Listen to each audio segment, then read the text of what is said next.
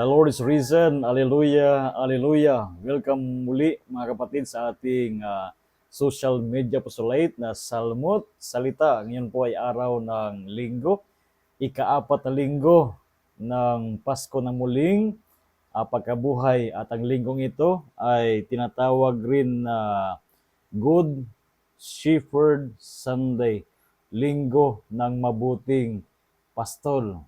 At ang linggong ito ay World Day of Prayer for Vocations. Kaya mga kapatid, magkaisa tayo na magdasal para sa bukasyon ng pagpapari, pagiging reliyoso at reliyosa para sa inang simbahan, para magpastol, maging katuwang ng ating Santo Papa sa pagpapastol ng mga kawan ni Kristo sa mundong ito.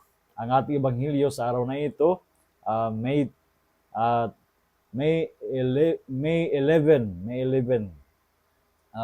mula sa ebanghelyo ni San Juan chapter 10 verses 27 to 30. Sabi ni Kristo, "My sheep hear my voice, I know them, and they follow me. I give them eternal life, and they shall never perish. No one can take them out of my hand. My Father who has given them to me is greater than all, and no one can take them out of the Father's hand. The Father and I are one." Mga kapatid, napakahalaga na muli nating tanggapin ang isang katotohanan ng ating pagdiriwang ng Pasko ng muling pagkabuhay ng ating Panginoon. Sinasabi ng ating Panginoon sa bawat isa atin that He is the good shepherd and we are His sheep. At bilang mga tupa ng Panginoon ay nakikinig, tayo inaasahan na nakikinig sa Kanyang boses. Kaya sana sa buhay natin bilang mga Kristiyano, kung talagang tayo ay mga tupa ng ating Panginoon, huwag nating sayangin ang ating mga boto. Pakinggan natin ang boses sa Panginoon sa ating mga puso. At sana ang ating mga gagawin na pagpili ng mga maglilingkod sa ating bayan ay isang pagpapatunay na tayo ay mga tupa ng ating Panginoon. Let us vote for the country.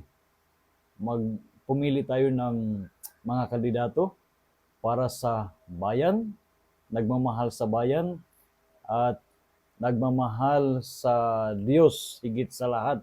No? Ito yung napakahalaga, isang lingkod ng bayan na may takot sa Panginoon. Kung ang isang lingkod ay mayroong takot sa Diyos, siya ay maglilingkod ng tapat sa bayan. Siya ay magiging katulad ng Panginoon na magiging isa ring pastor.